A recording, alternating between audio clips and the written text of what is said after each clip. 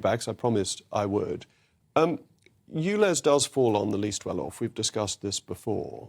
But the UK in international tables is doing very well. But our emissions are, what, about 1% of the total. If we carry on down this road, we may be much better in terms of emissions, but we'll have no economy left. Other people will be out competing us. Isn't it their turn to catch up?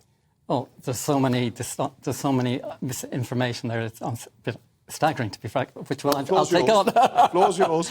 First of all, the burden of pollution in London does fall on the poorest in London. 80% of the poorest people in London don't have cars, and they are 7 times more likely to suffer lung diseases than the rich people driving their SUVs. And the Mayor of London has very clearly allocated significant funding for poorer people who need to switch their cars, £2,000 to £5,000 grant.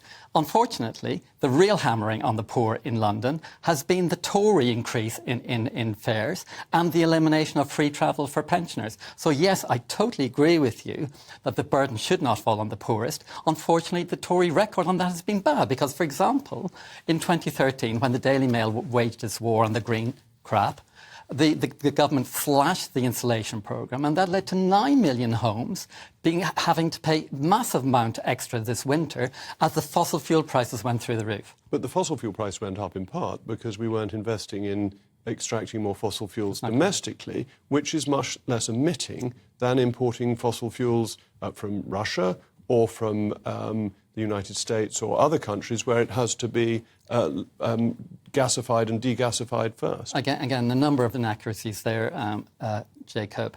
The UK, where we do import most of our gas from, is from Norway, and that comes via pipeline, and it has very low carbon emissions, comparatively speaking. Very similar to the ones we get from the North Sea. Exactly. The second point is the point about cost. But hold on. You know perfectly well that of our demand for gas, we get roughly a third from our own resources, roughly a third from Norway, and there's a third that we are now importing that has to be liquefied and deliquefied, which makes it, according to some reports, 2 to 4 times more emitting than using our own resources. And therefore, we should be exploring more. We should look at fracking because our own resources meet your requirements to be more environmentally friendly. No, you stated that actually investing in our own fossil fuels would actually bring the price down.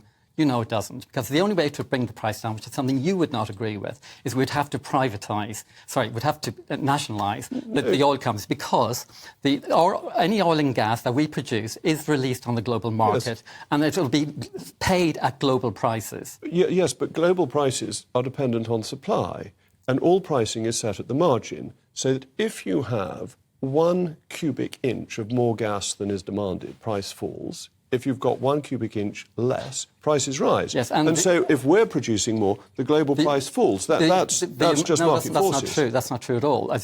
I'm really surprised at you saying that. You know that is not how the international global market runs. Exactly how it works. The global market runs because actually the Saudi Arabians and OPEC, they open the spigots and they close the spigots. Hold on, you're completely changing. That's what controls the global oil price. You're changing from oil.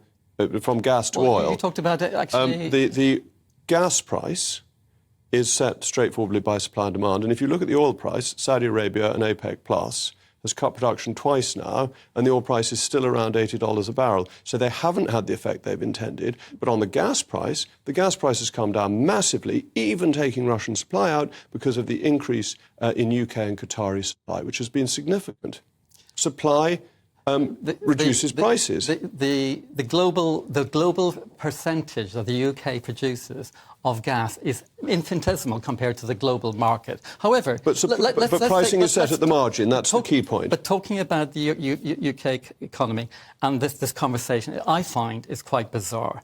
We have the front pages of the Mail, the Sun, and the Telegraph showing the human cost of wildfires across Europe, the dreadful human cost unfolding for Rhodes' economy and for Corfu. And at the same time, their headlines are saying, don't take action on climate change. It is absolutely irresponsible. We're actually in a battle for survival of humanity. The UN has said this is an existential crisis. There have always been wildfires. What we have got... This is not the first time in history there have been wildfires. We are losing the battle to actually stop the increase in climate change. And I don't understand why the 3 papers owned by foreign billionaires are adamant that we should not take action. The Telegraph isn't. The Telegraph's actually owned by Lloyds Bank at the moment. Well, it's an in-between and stage.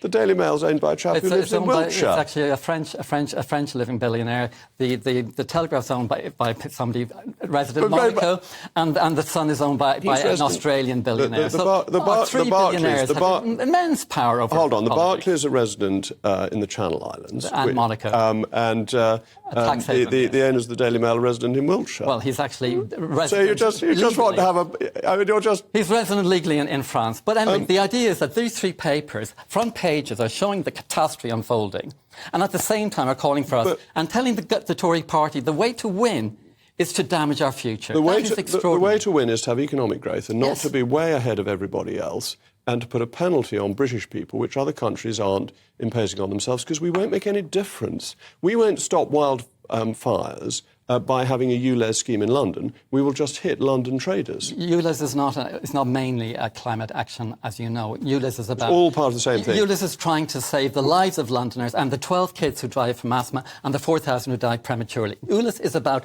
pollution, but actually carbon dioxide is what we're talking about. And heat pumps won't stop wildfires in roads. We are looking at Britain.